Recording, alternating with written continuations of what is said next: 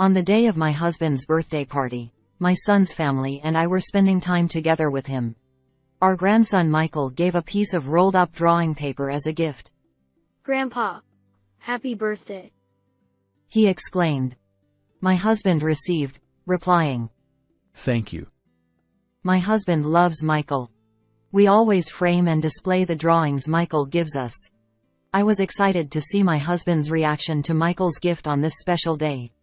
With a tender smile, my husband carefully began to unwrap it. However, as soon as he saw the drawing, he crumpled it and threw it aside. Shocked, I quickly picked it up and unfolded the wrinkled drawing, revealing a portrait of my husband. "What are you doing? Apologize to him," I exclaimed, frustrated by his reaction. Despite the effort Michael put into the drawing, my husband seemed angry. "Don't you notice?" he said quietly, then lifted the hem of Michael's shirt, revealing something underneath.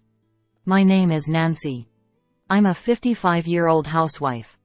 I met my husband, Jason, through a friend, and after about 2 years of dating, we got married.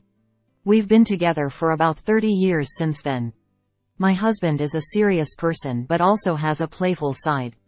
Like a big kid, he laughs a lot, eats heartily, and knows when to be firm. That hasn't changed a bit over the years. As I was flipping through an album recently, I stumbled upon photos from when our son was born. Looking at the pictures of our baby boy, I recalled my husband's words. "Let's name him John," he said while gazing at our peacefully sleeping newborn by my side on the day our son was born. "I've been thinking about it for a while. Since I can't give birth to a child, I wanted to put a lot of effort into choosing his name." I admire that serious side of him. As I flipped through the pages of the album, I came across photos of me with my art class students. I quit my job to become a full-time housewife when I found out I was pregnant with John. However, I wasn't used to spending all my time at home. So, despite being pregnant, I started working part-time as an art instructor. Once a week, I taught art to a group of 5 to 6 students at the nearby community center. Painting had always been a hobby of mine, and I even dabbled in it as a painter. After giving birth, I began holding art classes in the spare room of our house, which was filled with oil paintings and sculptures. I remember when John got startled by one of the sculptures and started crying. I chuckled, reminiscing as I glanced through his growth milestones. His smile when he won the elementary school race, his tense face at the junior high entrance ceremony, the joyous expression when he put on his desired high school uniform after passing the entrance exam, the tear-streaked face of frustration after losing a match at the inter-high competition, and the proud look of departure when he left for college. And about 5 years ago, I also took photos at the wedding. Beaming with a smile like never before, he walked alongside Amy, his partner. Amy, with her chestnut hair adorned with a lovely tiara, also walked next to John, wearing a smile. My husband and I thought they were a perfect couple, and our relatives blessed them with admiration. It's said that Amy fell for John at first sight and made the first move, which sparked their relationship. When John introduced her to us, we learned that Amy was more of an athletic type. "Amy used to play soccer too," John mentioned. "Oh, really? That's surprising," I replied. Amy chuckled. "I get that a lot. People are often surprised because I don't seem like I'd be into sports." "So you like soccer?" The conversation flowed endlessly, discussing favorite teams, positions played, and more. While I'm not well versed in soccer, my husband eagerly engaged in the conversation. Both John and I found ourselves listening on the sidelines, unable to keep up with their lively banter. Before long, a boy was born between them. In the album, there's a photo of my grandson Michael sleeping peacefully, all curled up. Both my husband and I were overjoyed at the arrival of our first grandchild. John and Amy discussed and bought a house, leaving the rented apartment behind. The first time my husband and I met Michael was when we visited their newly built home. Until then, we had only seen him through video calls, but seeing him in person made his cuteness even more apparent. My husband was absolutely smitten, more than I had ever seen him before. He was clearly overjoyed. "So cute. Michael. Grandpa loves you. He cooed, sticking out his tongue and making funny faces, to which Michael giggled in response. Jason, do you like children? Amy asked, seeming slightly taken aback, a reaction I couldn't miss. Since Michael started attending kindergarten, Amy also began to return to work. The distance from John and Amy's house to ours is about an hour by car. The two working parents would often drop off Michael at our place on days when there was no kindergarten. Sorry for the inconvenience. Amy said apologetically, impeccably dressed in her suit and with her business makeup on. It's fine, my husband enjoys spending time with him, I reassured her. Michael. You're here again. What do you want to play today? My husband exclaimed. Come on out, Michael. Grandpa is ready to play.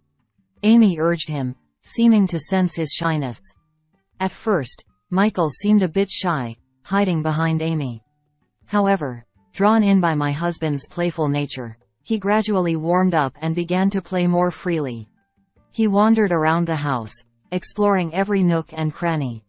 While my husband briefly looked away, Michael wandered into the art classroom. It happened to be the day when students were starting to gather, one by one. Michael, what's wrong? I asked. Weird face. Michael pointed towards me. I was momentarily surprised, but he was referring to the still life sculpture I was holding. Oh, this thing. I chuckled. Surrounded by the gathering students, Michael became shy again and quickly left the room as if to escape. You have a cute grandson. As the students jokingly commented on my grandson's cuteness, we continued with the still life drawing for the day and eventually wrapped up the class. While tidying up the classroom, Michael returned once again. He looked embarrassed as he peeked from behind the door, glancing over at me. What's up? I asked, and hesitantly, he replied. I came to see the weird face. It seemed he was referring to the still life sculpture from earlier. I retrieved it from its original spot on the shelf and brought it down to Michael's eye level. He touched it curiously, marveling at it with an amazed. Wow. Then, he began sketching something with the sketchbook and marker he had brought along. It vaguely resembled the still life sculpture. Could it be? Michael, do you like drawing? I asked. Yeah. I like it. He murmured quietly, completely engrossed in his drawing. Since then, whenever I took care of Michael, I mostly brought him to this room. Of course, my husband felt lonely without us. He loved playing with Michael, but he wasn't particularly interested in drawing. It's great to have hobbies. Maybe he'll become a great artist in the future. My husband said, as he framed and displayed Michael's doodles scattered around the room. Michael kept drawing the still life sculpture until he got tired of it. There weren't many students as enthusiastic as him. Michael, why don't you try using this color here? I suggested, and Michael eagerly applied the crayon in that color. As the lively still life sculpture emerged, he was amazed and his eyes sparkled with excitement. We continued like this, but Amy wasn't pleased with it. Michael, did you dirty your hands with crayons again? They're even on your clothes. Whenever she came to pick him up, her angry outbursts were inevitable. Don't be so upset. Crayon stains wash out easily with water. I reassured her. How did you let it get to this point? Please pay more attention. Amy's anger wasn't solely because of this. As someone who loved soccer, she wanted Michael to play soccer too. That's why she didn't like me teaching him art. He's always drawing at home. It's because of you. Amy, that's not true. It's Michael's personality. No, it's because of you. That's why he can't get good at soccer. With frustration, Amy angrily took Michael's hand and left. Michael goes to the soccer club twice a week, accompanied by Amy. Recently, it seems he didn't perform well on the shooting practice test. She misunderstands that it's my fault Michael's soccer performance isn't improving. Everyone has their own strengths and weaknesses. Amy has a talent for soccer, while Michael has a talent for drawing. These talents should be respected, but it seems Amy isn't being acknowledged. It's quite difficult. Amy will understand someday. Despite her husband's words, Amy's insistence on soccer for Michael only increased. One rainy day when Michael came home, he looked tired and sleepy. I asked what was wrong, as he's usually full of energy. I did workouts, so I'm tired. Workouts? Apparently, besides club practice, Amy told him to do extra workouts at home. But if I refuse, Mom says it's not good. So you're doing it reluctantly. No wonder your performance isn't improving. Clearly disheartened, Michael nodded weakly. I decided to tell John about this. He was surprised and said, What? I heard from Amy that Michael practices on his own because he loves soccer. After that call, John started to watch Amy more carefully. Amy isn't scolding Michael to make him do workouts, but she seems to be pushing him towards self-practice with a stern tone. Hurry up. Do 20 sit-ups and 20 push-ups each. John witnessed Michael gritting his teeth to endure it. Amy, he's already doing it at the club, so why make him do it at home? Upon this remark, Amy raised her voice sharply. Consistency is crucial for this. But Michael looks really miserable. Of course workouts are tough. You, as an amateur, shouldn't butt in. John became timid in the face of Amy's aggression. Despite persistently advising afterward, he was eventually ignored. Continuing this, John finally sought my help. I feel like I'm banging my head against a brick wall, I said. Despite thinking so, I told Amy to stop forcing Michael to do workouts. Nancy, mind your own business, she said with a sharp tone, and from then on, she ignored anything I said. It seemed like she disliked me even more, and she never left Michael with me anymore. But then, when both of them had work and kindergarten was closed, Michael would be left alone at home. It's dangerous to leave a 5-year-old alone at home. John seemed to have advised Amy about this. Hey, Amy.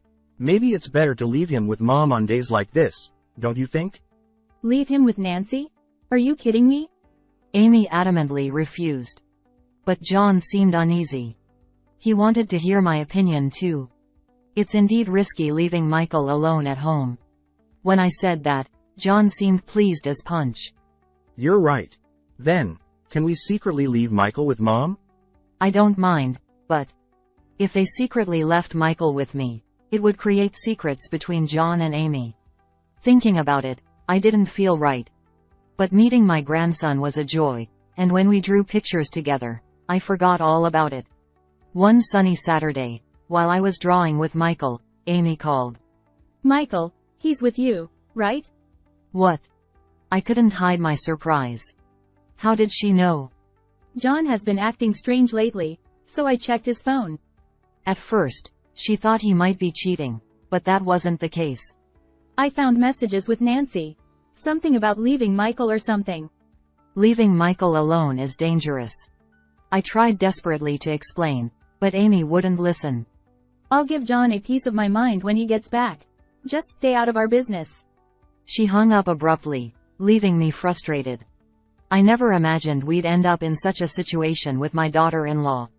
How long will this situation last? It felt like wandering around searching for an invisible exit. Despite Amy continuing to be harsh with John, he still brought Michael home without hesitation. I get it now. Michael prefers drawing to soccer. A determination to protect what's important shone in his eyes. Seeing that, I felt a surge of courage in my heart too. I decided to focus on nurturing Michael's individuality. That's when I started to feel hopeful again. Several months had passed, and it was the time when many flowers were in bloom, marking my husband's birthday. On this day, as usual, I lined up my husband's favorite dishes on the table and invited the John family to celebrate. It feels a bit lonely just the two of us, doesn't it? It's better with more people after all, I remarked. When the Johns arrived on time, the party began. As we chatted about recent events and enjoyed the food, I noticed Michael's demeanor. He was fidgeting and hiding something behind him, like a piece of drawing paper. Michael, did you bring a present for Grandpa today? Amy said cheerfully, encouraging him. Come on, be brave. Go ahead and give it to him, she urged. However, Michael seemed embarrassed, fidgeting and looking down. So my husband gently approached him, as if offering a helping hand.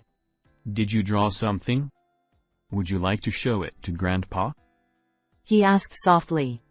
Michael then unfolded the rolled-up paper and showed it to him. Grandpa, happy birthday. Michael exclaimed. My husband accepted it with, Thank you. and slowly and lovingly unfolded it. A present from his beloved Michael would surely be special to my husband. Just as I was curious about what was drawn, and leaned in to take a peek, my husband, upon seeing the picture, crumpled it up instantly. Then, trembling, he crumpled it up even more and tossed it aside. Hey, what's going on? I quickly picked it up and unfolded the crumpled picture. It appeared to be a portrait of my husband. What are you doing? Apologize. I lashed out in anger, despite his likely sincere efforts in drawing it. Even Michael must have drawn it with my husband in mind, so why? Unfazed, my husband just stared at me. He has a habit of staring silently when he's quietly angry. Don't you notice? He said as he grabbed the hem of Michael's clothes and swiftly lifted it right there. Whoa. Michael was startled, nearly falling backward, but managed to hold himself. Underneath the lifted clothing were several small blue bruises. Huh. What's this? I looked at my husband. He gestured towards the paper with his chin, urging me to look. On the paper was a portrait of my husband. However, upon closer inspection, the mole's position and the shape of the nose were subtly different. There were also blue spots-like marks on the lower part of the body below the portrait. Moreover, in the corner of the paper, the words, "Help me," were drawn small. I had a terrible feeling. Could those blue marks represent bruises on Michael's body? Was someone being harmed by being forced to draw portraits? As this thought crossed my mind, I looked at my husband, who nodded deeply. It seemed he was thinking the same thing. Someone was harming our grandson. Feeling the danger to our beloved grandson, my husband crumpled the picture in anger. Why on earth? As my husband trembled with anger, John, puzzled, approached. Mom, Dad, what's going on? When John came and saw Michael, he was shocked by his pitiful appearance. Michael, what happened to those bruises? I must have looked pale. With a sinking feeling, I showed John the drawing Michael had made. John was also surprised. This isn't Dad. And he raised his voice. What's the meaning of this? Tell the truth. Michael was startled and burst into tears. Seeing this, Amy rushed over, holding Michael protectively. Stop it. These bruises are from soccer practice. Mom, you're lying. For the first time, Michael rejected Amy and pulled away from her grasp. Mom and the teacher, they bullied me. John, my husband, and I were all confused. The portrait? I don't even know that person. Mom made me do it. With each word, Michael cried harder. Amy looked flustered. Well. And she started to speak. Meanwhile, Michael confessed everything. Amy instructed to draw a portrait of Grandpa for the birthday party. However, the person in the photo she showed Michael was an unfamiliar man. Despite refusing to draw it, she was told to draw the portrait of that person. Michael was convinced it was the new grandpa and was ordered to present it to my husband at today's birthday party. After hearing everything, the gaze of me, my husband, and John all turned to Amy, demanding an explanation. As she realized that everyone there was on Michael's side, she sighed in resignation. I found someone to be Michael's new father. I wanted Michael to see him as his dad. Him? So, you were cheating? We were already planning to be together. She spoke matter-of-factly, with a wicked smirk on her face. Amy said she deeply resented the fact that my husband and I were meeting Michael. She thought we were taking him away from her. You two spoil Michael. I thought it would hurt if he rejected you. She intended to brainwash Michael into thinking her new boyfriend was his father. And she wanted to see us hurt by Michael's rejection, laughing at our pain. If Michael rejected us on his own, she could blame it on him. and she planned to use that as an excuse to file for divorce. However, Michael didn't accept Amy's boyfriend as much as Amy had hoped. This came as a surprise to Amy herself. So, this plan is a failure. Michael is really no good. Amy glared at Michael, then stormed out. Only John followed her. Amy, wait. What's going on? Getting together with your boyfriend. But a few minutes later, John returned with drooped shoulders. Amy jumped into a passing taxi and drove off. Later, a message arrived on John's smartphone, saying, "Heading back home." With just that message, he turned back. Well then. Let's contact her parents over there and have them keep an eye on Amy. The husband suggested, to which John nodded silently in agreement. A few days later.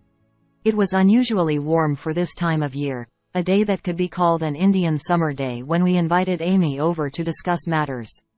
The four of us, my husband John, Amy, and I, gathered in the living room. Take a look at this. John said, tossing an envelope containing documents onto the table. John had hired a detective agency to investigate Amy. Since Michael started attending the soccer club, Amy's appearance had gradually changed. At first, he didn't pay much attention. However, he became suspicious when she started going to the beauty salon frequently and changing her makeup. What was even more conclusive was when he accidentally stumbled upon her exchanges on her smartphone. Furthermore, the person she was corresponding with was not a friend or acquaintance. He was a completely unknown man. I was shaken by the messages. Want to meet again, like you, all with heart emojis. John said, with a detached tone. Looking at the results of the investigation, the person turned out to be a male coach from the soccer club. Amy didn't seem inclined to hide it, quietly staring at the documents. I was planning to tell you after Dad's birthday party. John spoke calmly, but like my husband, he was quietly angry. I regret not bringing it up sooner. Amy said nothing. After she ran off, we took Michael to the hospital to have his bruises examined. He had blue and red bruises, and he said they hurt. Upon hearing this, the doctor wondered. There's a possibility that he was being hit regularly in his daily life. Was he being hit every time he went to the club twice a week? Or was Amy hitting him while he practiced at home? Michael remained silent, his lips sealed. Amy, were you silencing him? I would never do such a thing. Bullying Michael while having an affair elsewhere. I misjudged you. I just needed some time for myself. That's why. Don't give me that nonsense. John reprimanded her, and he handed her a green paper. Divorce. Write this and leave. Fine, whatever. Without hesitation, Amy wrote her name. At that moment, the sound of a car pulling up outside could be heard. Amy looked puzzled, but when I ushered them inside, her expression froze. Why? Why are Mom and Dad here? Arrangements have been made for you to be handed over to your parents. Before Amy could say anything, she was dragged out by her parents. All that remained was the sound of the car driving away. The next day, John submitted the divorce papers to the city hall, and they were accepted without issue. Then, with the help of an acquaintance who recommended a lawyer, he pursued compensation from Amy and her affair partner. After paying the compensation, Amy found it difficult to continue working at her company due to the affair being exposed internally, so she resigned. Her affair partner faced more consequences than just paying compensation. The fact that he was having an affair with a club member's mother became known, and he was fired from the soccer club. As it was a relatively large club locally, rumors spread among the club members and related parents. The former coach became unemployed and continued to rely on Amy even after being with her. She supports him while working hard, even as a supermarket employee. Occasionally, we receive messages from her asking, Please let me meet Michael.